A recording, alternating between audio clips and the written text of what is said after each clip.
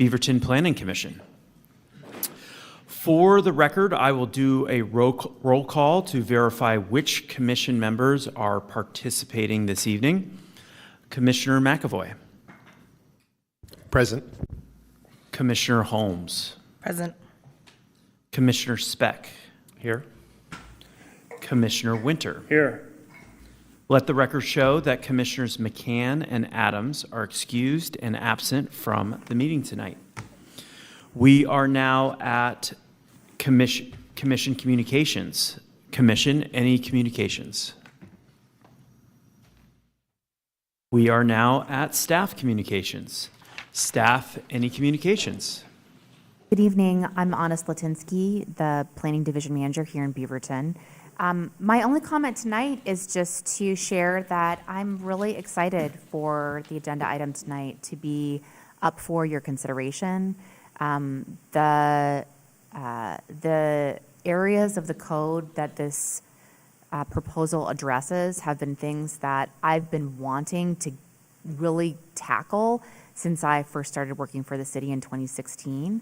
So it's very exciting for me to see this be on the verge of actually updating our code to really reflect the policy desires that the city has to develop these mixed-use areas that are well served by transit into vibrant neighborhoods, and to have the regulations actually align with that. It's really exciting, and I just want to thank everybody that's been involved. I know a lot of people aren't in this room right now, but it's been an effort that has included a lot of different folks, including Planning Commission who participated in work sessions and such. But it'll be, I think, a really good conversation tonight, and I'm interested to hear what you all have to say. Thank you. Thank you. The next item on the agenda is public hearing on the application for LU 42025-00608, designing walkable places. Case file numbers CPTA 42025-00615 and TA 42025-00607. Before we move to the substance of the hearing, I will ask the city attorney to cover the pre-hearing matters.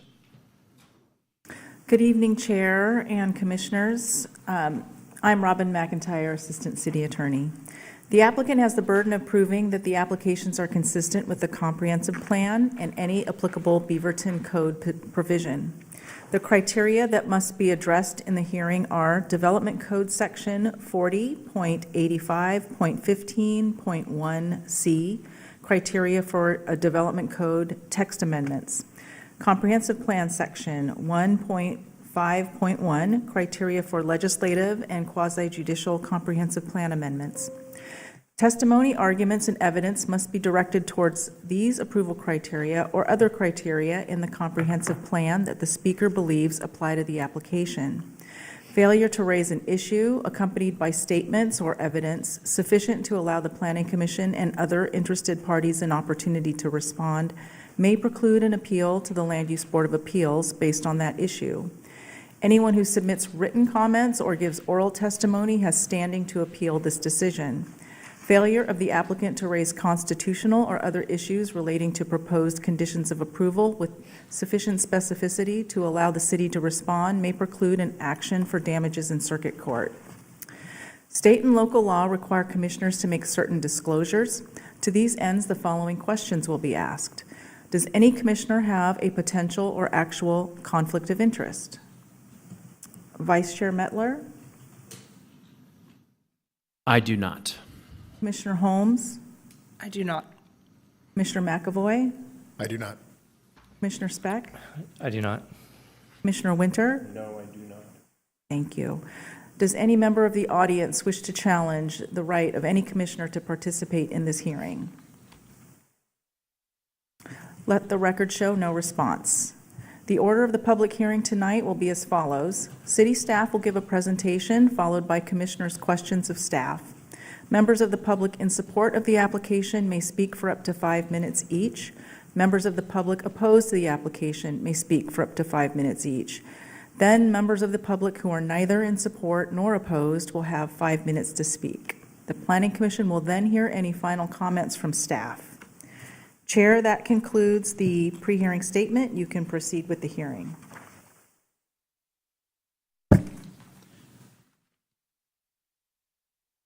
Thank you. We will now begin with the staff presentation.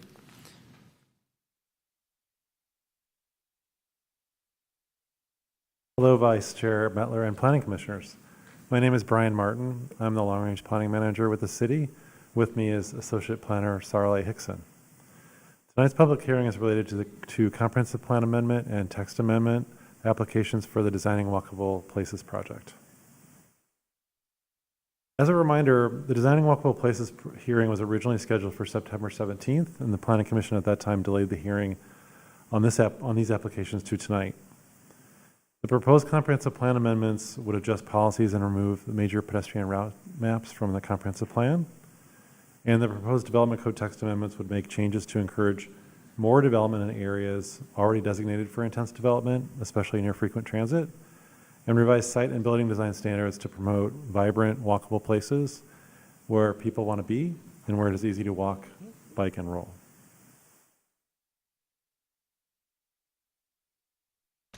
The hearing packet includes the usual staff report and exhibits, but we also have several supplemental memos to correct errors in the original exhibits and to provide additional information for the commission. So memos 1, 5, and 6, which are bolded on the screen, contain proposed changes to the staff report exhibits the Planning Commission first received on December 23rd. So I'll talk about those first. Memo 1 addresses that Exhibit 3 and Exhibit 5 were both incorrect as originally posted on December 23rd. So Memo 1 proposes that Exhibit 6 should supersede Exhibit 3, which means the Development Code red lines in Exhibit 6 are the staff proposed Development Code amendments. Exhibit 5 content within the supplemental memo should supersede the original Exhibit 5, which means the Exhibit 5 text in the memo represents the staff proposed comprehensive plan amendments. Memo 5 proposes revisions in Exhibit 6, Table 20-2015, to correct an error in drafting. And Memo 6 provides additional information in response to Commissioner McAvoy's written questions. In one case, Commissioner McAvoy identified two standards that regulated the same thing in different ways, so they're basically a conflict. Staff recommends deleting a footnote based on our research for that answer, and the motion in your script includes language that would achieve that. In fact, the motion in the script, if you choose to use it, takes care of all three of those. So all the changes that staff proposed to the original proposal would be incorporated in that motion. Memos 2 and 3 are explanatory documents for your information. Memo 3 was revised. It says revised, so it was revised to add the first paragraph that just explains its purpose. Memo, one of them is a summary of the proposed amendments for just to be helpful and informative about what's inside all those red lines. And the other describes changes since the last work session in June. So that's a lot. Those memos, the staff report, and the proposed amendments contain a lot of information. This is the only thing on the agenda tonight, so we have a good chunk of time to answer your questions and provide explanatory explanations and information as needed so you can make an informed decision. A couple of reminders or thoughts. One of the memos came out today, so the commission can decide to take a few minutes to allow people to read the memo if you haven't had a chance to read it yet. So it's entirely up to you and how you want to handle that. In addition, the Planning Commission also has the option, such as later on in the meeting after we see how things go, to continue the hearing to a future date if additional time or information is needed to work through things. Assistant City Attorney Robin McIntyre is always available to assist with specifics on procedures and how to do that. Content. The overall project goal of the Designing Walkable Places project has kind of three parts: revise the regulations to make it easier for people to live in vibrant places with easy access to work, services, shopping, and play. And I will note on the Designing Walkable Places title, walkability is used more broadly in this project than you might usually think about it or hear about it. It does involve people walking in safe environments with clear connections to destinations, so that's kind of the normal thing we think about. And because we only had 3 words or so for the title, like it can't really explain all that. The other thing it's doing is writing code, including citing building design standards, so it encourages vibrant, interesting, mixed-use places where people want to be. That's why you see proposed amendments regarding things like open space, landscaping, storefront windows, and walkways, for example. The other 2 things are to comply with state requirements. There's some new administrative rules in the last couple of years that the state gave us some assignments to work on. And it also implements City Housing Production Strategy 1.2, which is to increase development flexibility and capacity in multi-unit and multiple use districts, largely through the FAR work that we'll describe in a minute. So a short description of what the amendments include. The proposed comprehensive plan amendments for Volume 1 update policies to promote pedestrian-oriented design in station communities and more housing in high-density neighborhoods. They're in part to sync up the approach in code with the comp plan and align them with city goals and state requirements. And then Volume 5 would remove major pedestrian route maps because the proposed text amendments no longer rely on those maps to apply design standards. A little bit about the text amendments.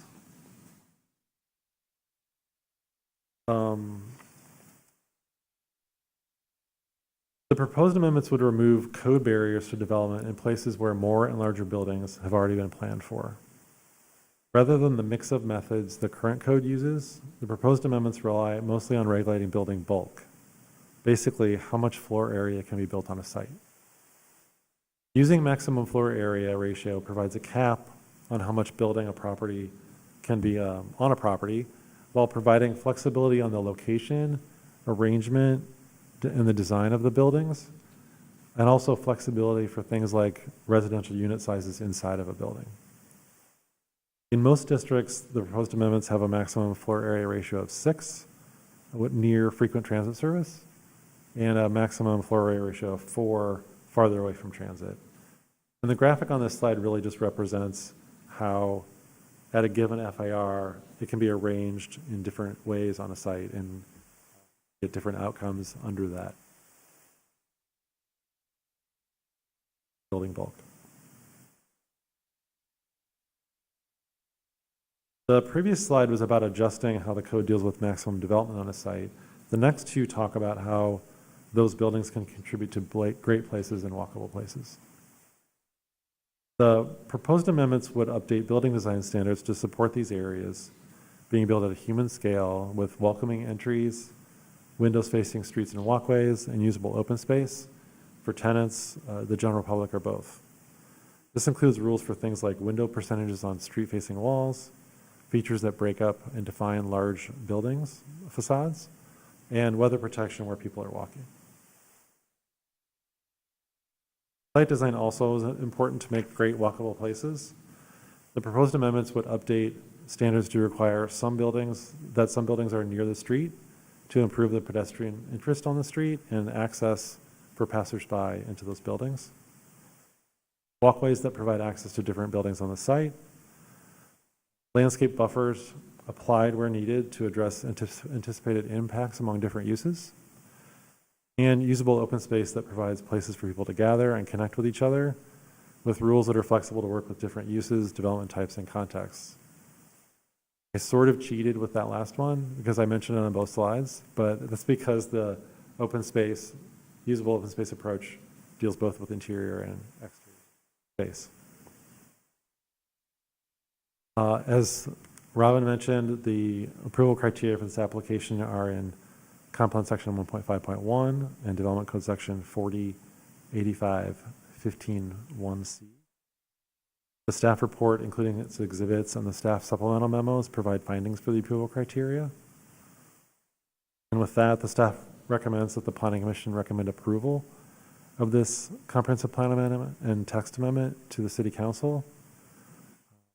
Thank you. That concludes the staff presentation, and we would be happy to answer any questions you might have. Thank you. Are there any questions of staff with regard to the proposed application? I have a number of observations, and they're not necessarily direct questions, but you had established a series of goals in there, and you hit on one of them up there, and it was providing for thoughtful and strategic design, and one of the things in particular was massing delineation. Was there any consideration to addressing that as articulation as opposed to more of a prescriptive approach? And it's very deliberate in saying a base and a top to the buildings. I was, as a designer, I'm kind of curious to know why it's so prescriptive as opposed to maybe being a little more open-ended in terms of the approach there. I'm going to do my homework and find the appropriate section. 1 second, please.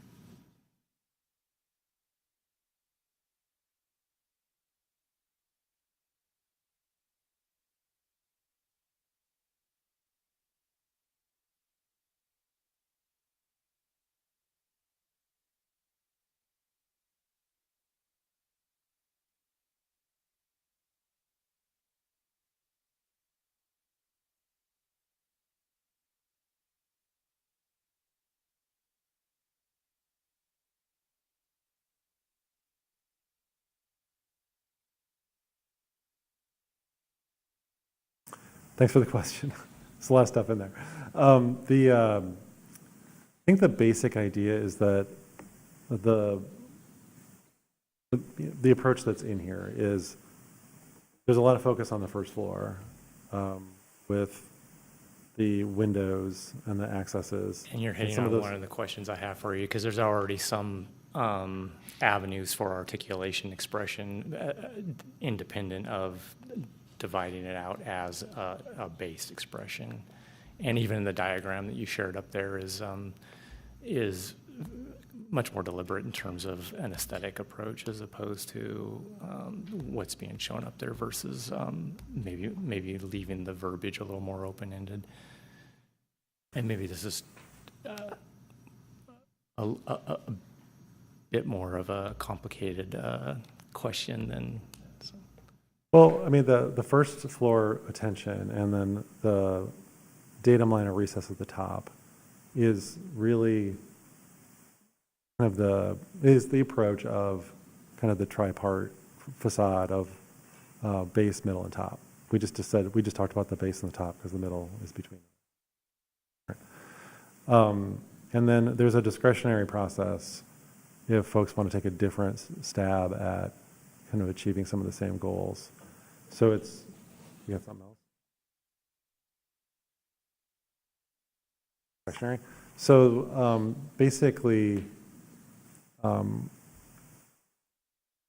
it, in our downtown, I think we did something more similar to what, in a previous project. We did something, I think, more similar to what you're talking about, where we instead required like a certain amount of articulation and so many at a minimum, and then also had a discretionary process for folks to like propose something better or more interesting or in a different kind of style. So that's where we are tonight. We didn't go in another direction where we tried to provide a different path to interest. But, that's why you're here to like comment on it and like, provide your opinion about what how successful they are. Yeah. One of the other goals was providing equitable communities, and I was kind of surprised that you guys were kind of focused on, in terms of how you applied this, you were focused on the Allen Boulevard corridor between Murray and Highway 217, and I think that was based around displacement. So you gave an allowance for, because a lot of what you're doing is trying to simplify the code and base it around FAR versus a combination of density, FAR, and height allowances or restrictions. And you gave an allowance for FAR there based on affordable housing. I'm kind of surprised there weren't any other indications in the code for incentives around providing affordable housing outside of that zone. And when you were setting that, I know your baselines pretty much are 4 or 6 FAR. If there was ever any discussion about a sliding scale as opposed to just making it a mandated 30% and going from that 4 to 6. And it doesn't really define what, if that's affordable housing is based on a median income, which you typically see a reference to in the zoning standards. So I'm not really sure what the definition for the affordable housing is here. The last question first. The regulated affordable housing definition is in the definition section of the current code. Okay. And it does address the area median income and like how a project qualifies for that. The other, there are other parts of the code as well that provide incentives or things that make it easier to do affordable housing projects. There's a variant adjustment process specifically for affordable housing. It doesn't require, my recollection, doesn't require a hardship finding or anything like that. It's a much easier variance to get if there's things in the code that are in the way that we didn't anticipate would be a problem, and affordable housing can kind of get through that. The other I guess the other thing I would say is we did pay attention to Allen Boulevard specifically because the city just happens to know a lot more about that area, having studied it specifically with a district plan, and just knowing the demographics and like the pressure from the changes downtown on that area. So that is why it was focused on that one particular. Okay. Thank you.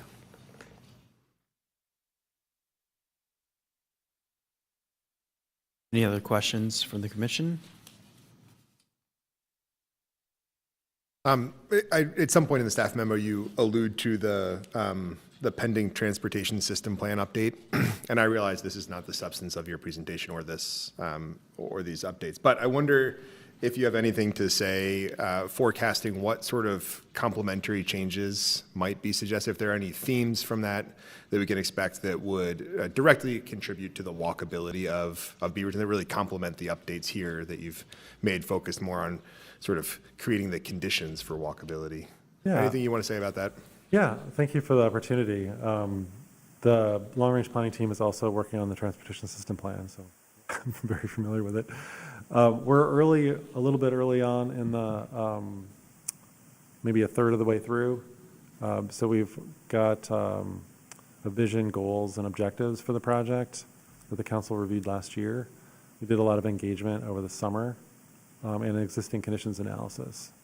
So now we're moving into the part like that you're asking about as like, well, what kind of changes should we expect from that? And I did the introduction to basically introduce the idea that we don't know for sure because we're not done with the project. But I can say that between like the themes of where we're trying to head and what the state requires cities to do, there's going to be a big focus on network completion, which sounds wonky, but really means, hey, we've got a bunch of missing sidewalks. Like we should probably work on filling those in. Our bike network is very inadequate.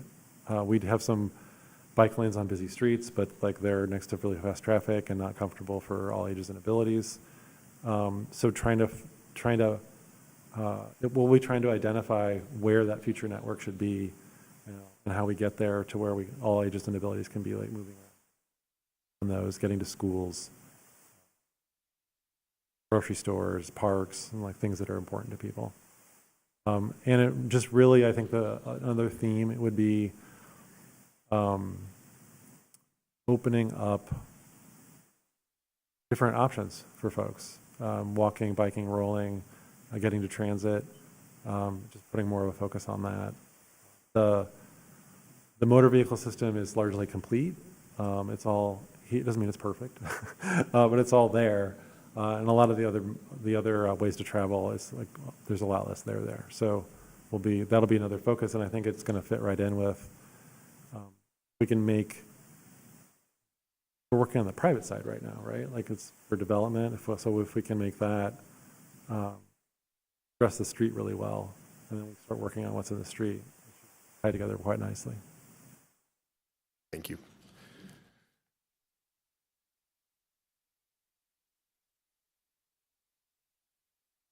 Yeah, well, there is one, Sarli points out, there is one additional part of the administrative rules that a little vague, but it says we should allow low car or no car districts. And there could be more work on that, more work on bike parking standards, other code things that happen as part of the TSP or right after the TSP as well. That does sort of raise another question, and you did address this in the memo from today, so I appreciate it, but I do want to just follow up on it. And maybe I'm just too literal, which is why it's catching my attention, but the recommended changes related to drive-throughs, I read your memo, and I understand the motivation comes from state law, right? And we're trying to sort of meet that.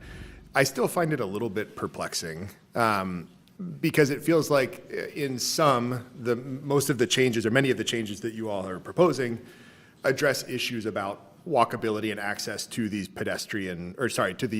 primary entrances for a service that might also have a drive-through. So we're already making changes that increase or improve access to the primary entrance, which to me feels like achieves the goal of improving pedestrian access to a service that is also auto-related. Did you feel for a particular reason that it was necessary to address drive-throughs? Was the language about drive-through services directly referenced directly in state legislation? And were there other, I think, auto-centric kind of uses that you considered recommending pedestrian sort of complementary services for?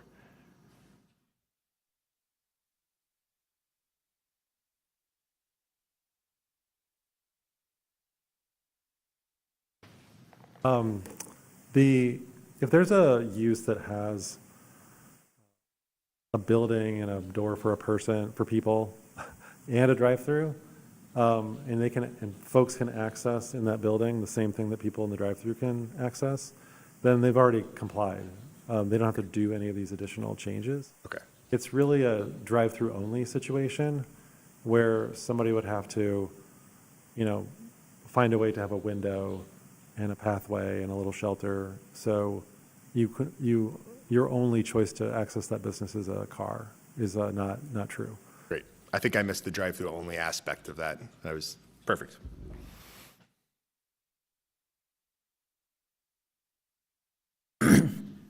We are now at the public testimony portion for this agenda item. We will call for testimony in groups, starting with those in favor of the application, then those in opposition to the application. and then those neither in favor nor in opposition. We will take testimony from those attending in person first, followed by those attending via Zoom webinar. As a reminder, testimony is limited to the criteria that apply to the application.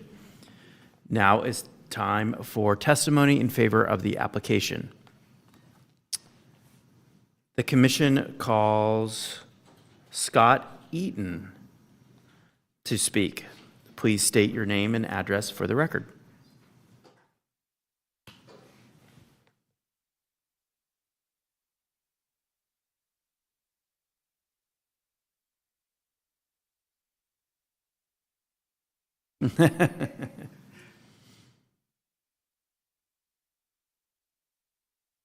Yep. Scott Eaton, 390 Rosemont Road, Westland.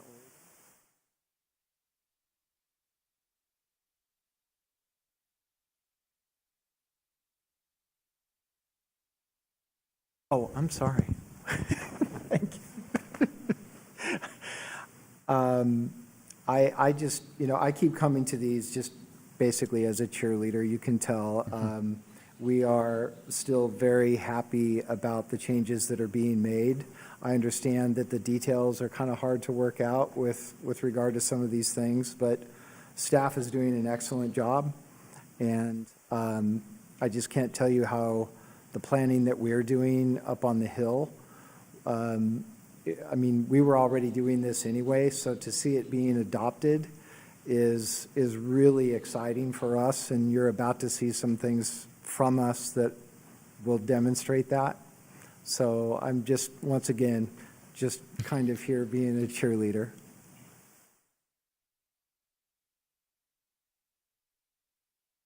Chair Mettler and Commissioners, I'm Ed Tromke, an attorney at Jordan Ramus. Address is 1211 Southwest 5th Avenue in Portland. And I also represent the J. Peter Court Company, which is the parent company to the land along Barnes Road from Peter Court Town Square to Peter Court Center generally. And as Mr. Eaton has said, this is a good and appropriate action to update your comp plan and make the text amendments. Specifically, this area is zoned SC-S, Station Community Sunset Transit. And if you ever want to look at it, it's Exhibit 2, page 24, has a short paragraph of commentary. I'm just going to talk for a moment about that. It talks about making amendments to the PUD that's existing in order to comply with the needed housing rule, which requires clear and objective standards for housing matters, and that's entirely appropriate. It talks about the caps on development and the order of development being removed from the text of the plan, and that's because that is already in the PUD, and there are a lot of transportation elements. I think there are 34 elements in it that require a lot of money and work as things develop, and that will be all done in an appropriate way. And it talks about the transportation analyses, the TIAs that are already accounted for in the PUD and don't need to be redone. And they were updated, a year or so ago? And so those are all taken into account too. The company and family can work with the floor area ratios and the heights that are provided for in the SCS zone, and so supports this as a general approach. And we thank the Planning Commission, and staff has given its time to meet with us, talk with us more than once, more than one staff member, and they've been very responsive. So support. If you have any questions, we could try to answer them for you. Do you have any questions do commissioners have any questions of the speaker? Thank you. Thank you for your time. For those viewing via Zoom webinar, please communicate by using the raise hand feature in your Zoom menu bar. If calling in, press *9 to alert the chair that you would like to speak. No? Now is the time for testimony in opposition to the application. Do not have any yellow cards. For those viewing via Zoom webinar, please communicate by using the raise hand feature in the Zoom menu bar. If calling in, press *9 to alert the chair that you would like to speak. Great. Now is the time for testimony neither in favor nor opposed to the application. No yellow cards.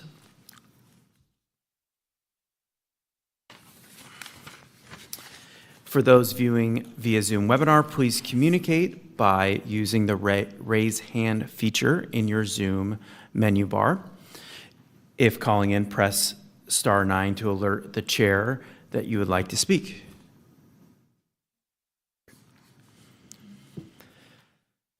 Does staff have any final comments?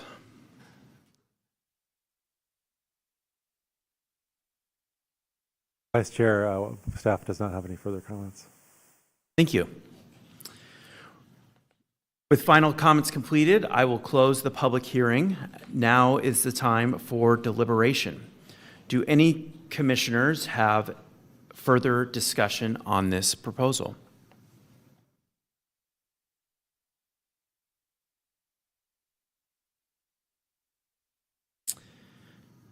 No discussion. Is there a motion?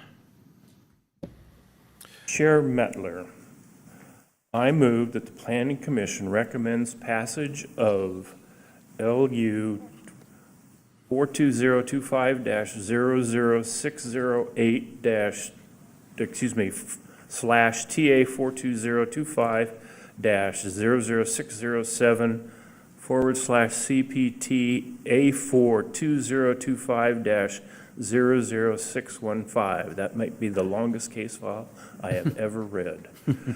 We recommend passage and promotion to City Council that they passage as well, along with the staff report dated, sorry, light just went out, December 23, 2025, with the accompanying memos addition from today. Is there a second? Can I just ask for a clarification? Because there were several memos. I just would like to clarify, are you speaking of memoranda 1 through 6 that are dated December 30th, 2025, January 5th, 2026, and January 7th, 2026? Yes, all of the memorandums that were included in the public test, or included in this, with the staff report for this Okay. meeting tonight. And then in one of the memoranda, they were staff referred to the deletion of a footnote in one of the tables. Do I understand your motion to include that recommendation that was in staff's memoranda? And that was footnote 6. So how would you like me to reference that so that you're, I think if you just said, add to your motion to remove, Chair Mettler, I would like to remove table 20.10.15, footnote 6, reserve footnote 6 for future use, and remove the reference to footnote 6 in table 20.10.15.f.1. Please. Is there a second? Second. Is there any discussion on the motion? No discussion. A vote will be taken by roll call. When your name is called, please say yay if in favor or nay if opposed. Commissioner Holmes. yay. Commissioner McAvoy. Yay. Commissioner Speck. Yay.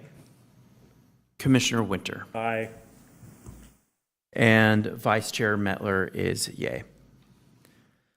Motion passes unanimously.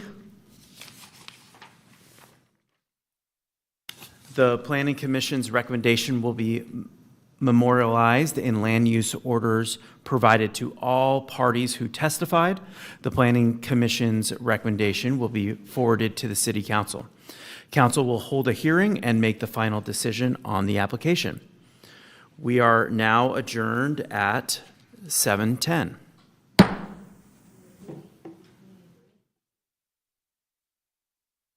All right. No, no, Thank no, you. no, no.